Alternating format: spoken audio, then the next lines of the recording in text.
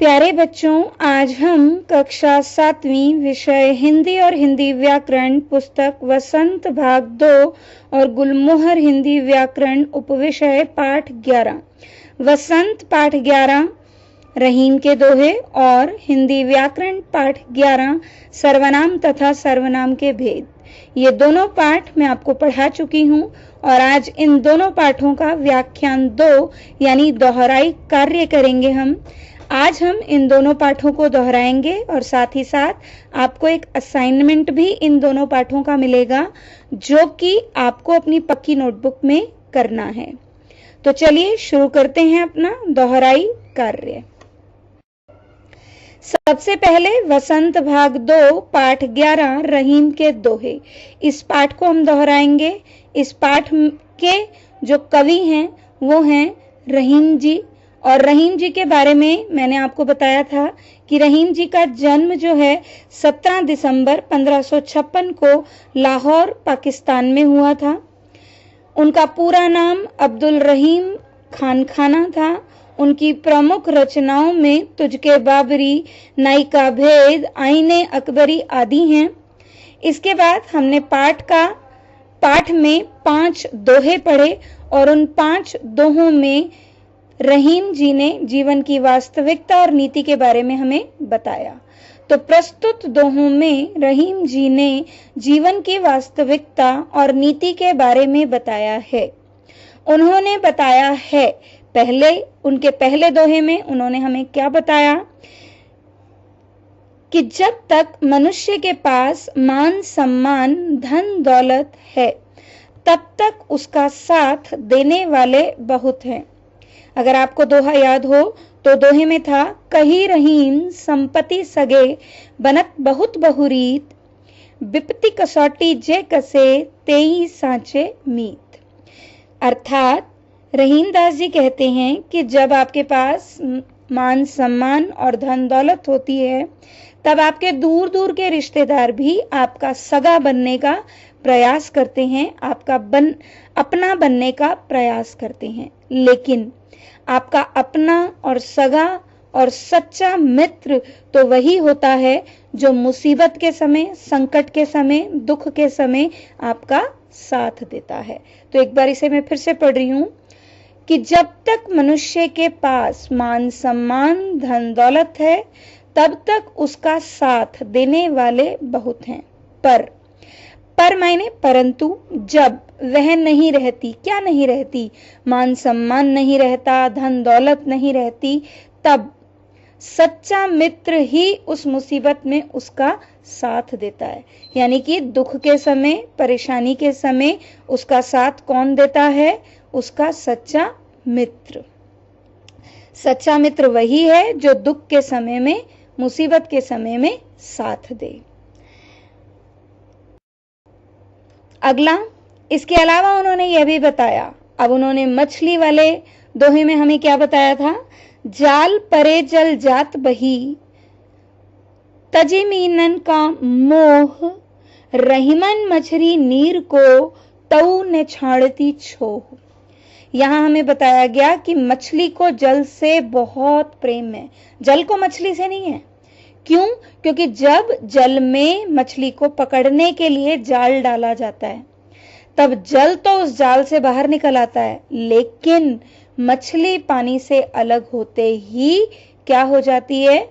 वो अपना जीवन त्याग देती है।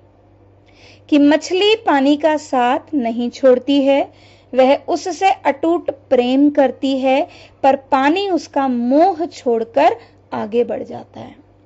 इसके बाद इससे अगले दोहे में हमने पढ़ा, तरुअर फल नहीं खात है, सरवर पियत ने पान, कही रहीम पर काज हित, संपत्ति संचही सुजान।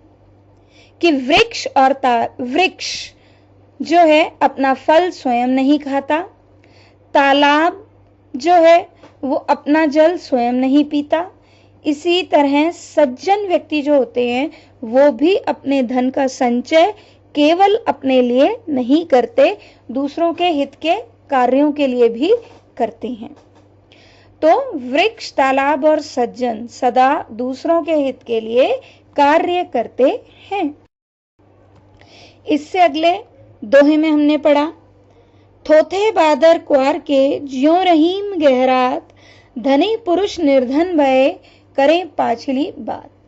क्वार के बादल, थोथे मायने जल रहित, जल तो होता ही नहीं, पानी तो उसमें होता ही नहीं, वो तो केवल क्या करते हैं, गरजते हैं, बरसते नहीं है।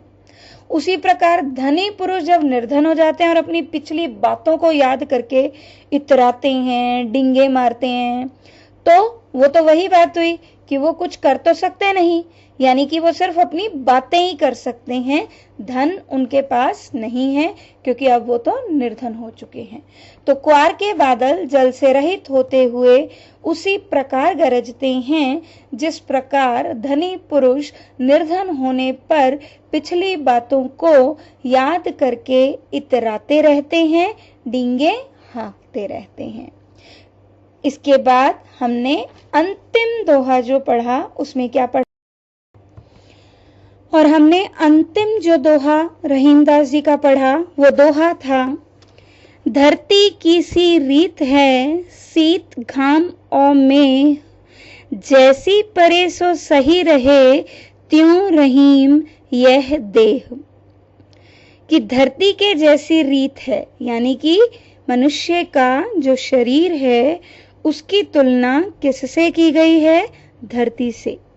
जिस प्रकार धरती अपने ऊपर हर मौसम, चाहे वो सर्दी हो, चाहे वो गर्मी हो, चाहे वो ओले बरसते हों या वर्षा का मौसम हो, जो भी कुछ हो, सभी मौसमों को झेलती है, का प्रभाव सहती है, उसी प्रकार मनुष्य को भी अपने जीवन में आने वाले दुख और सुख दोनों को समान रूप से सहना चाहिए। जिस प्रकार धरती अपने ऊपर सभी मौसम, चाहे वो सर्दी का मौसम है, चाहे वो गर्मी का मौसम है और चाहे वो वर्षा का मौसम है, सभी को अपने ऊपर झेलती है धरती, उसी प्रकार व्यक्ति को भी अपने जीवन में आने वाले सुख और दुख समान रूप से सहने चाहिए।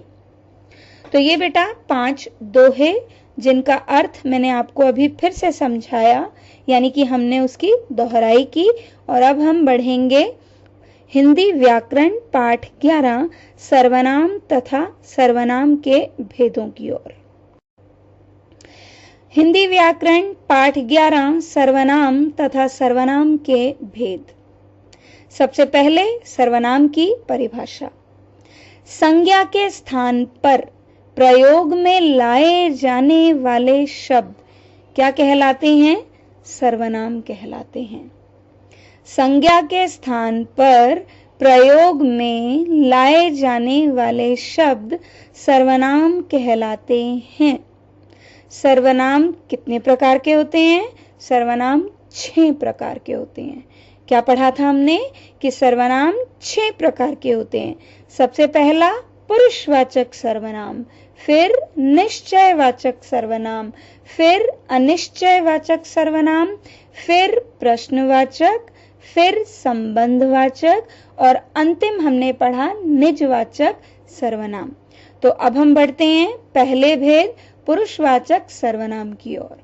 वक्ता यानी बोलने वाला, श्रोता यानी सुनने वाला, या अन्य किसी व्यक्ति जिसके बारे में बातचीत हो रही है, ठीक है, उनका बोध कराने वाले सर्वनाम क्या कहलाते हैं, पुरुषवाचक सर्वनाम कहलाते हैं। किस किस का बोध कराते हैं, वक्ता का, श्रोता का और अन्य व्यक्ति का। तो यानी कि पुरुषवाचक सर्वनाम के कितने भेद हुए, 3। वक्ता, उत्तम पुरुषवाचक, श्रोता, मध्यम पुरुषवाचक और अन्य पुरुषवाचक सर्वनाम। ठीक है, तो पुरुषवाचक सर्वनाम 3 प्रकार के होते हैं। यहाँ उदाहरण के साथ हैं तीनों के नाम। तो पहला उत्तम पुरुषवाचक सर्वनाम, मैं कल दिल्ली जाऊंगा। मैं उत्तम पुरुषवाचक सर्वनाम है और एक वचन है, इसका बहुवचन होगा हम कल दिल्ली जाएंगे। ठीक है, इसी तरह दूसरा है मध्यम पुरुषवाचक सर्वनाम। तुम कहाँ जा रहे हो? तुम, ठीक है, तुम लोग, तुम सब, ये हो जाएगा इसका बहुवचन। तीसरा है अन्य पुरुषवाचक सर्वनाम। अन्य यानी वह, जो हमारे बीच नहीं, उसकी बातचीत हो रही है, वह, और बहुवचन होगा वे। वह पढ़ रहा है। इसके बाद है बेटा निश्चयवाचक सर्वनाम। जिस सर्वनाम के द्वारा किसी पास या दूर की वस्तु या व्यक्ति का निश्चित रूप से बोध होता है, उसे निश्चयवाचक सर्वनाम कहते हैं। अब मैंने दूर और पास की वस्तु दोनों यहां आपको दे रही हूं मैं। यह मेरी घड़ी है, कौन सी वस्तु होगी? पास की। और दूर की क्या होगी? वह अंकित का दोस्त है। ठीक है, तो जिस सर्वनाम के द्वारा किसी पास या दूर की वस्तु या व्यक्ति का निश्चित रूप से बोध होता है, उसे निश्चयवाचक सर्वनाम कहते हैं। जैसे यह मेरी घड़ी है, वह अंकित का दोस्त है। तीसरा है बेटा अनिश्चयवाचक सर्वनाम। जिस सर्वनाम से किसी व्यक्ति या वस्तु के विषय में कोई निश्चित बोध न हो, कोई निश्चित जानकारी प्राप्त न हो, उन्हें क्या कहते हैं? अनिश्चयवाचक सर्वनाम कहते हैं। जैसे झाड़ियों के पीछे कोई है, झाड़ियों के पीछे कोई है। मां पानी में कुछ गिरा है, तो कोई, कुछ, ये क्या है? अनिश्चयवाचक सर्वनाम के उदाहरण। इसके बाद है प्रश्नवाचक सर्वनाम। जिन सर्वनामों से किसी व्यक्ति, वस्तु या स्थान के बारे में प्रश्न का बोध हो, उन्हें प्रश्नवाचक सर्वनाम कहते हैं। जैसे तुम्हारे बस्ते में क्या है? यह कौन शोर मचा रहा है? यह किसका पेन है? तो यहां पर क्या है? प्रश्न पूछे गए। तो जिन सर्वनामों से किसी व्यक्ति, वस्तु या स्थान के बारे में प्रश्न का बोध हो, प्रश्न की जानकारी मिले, उन्हें प्रश्नवाचक सर्वनाम कहते हैं।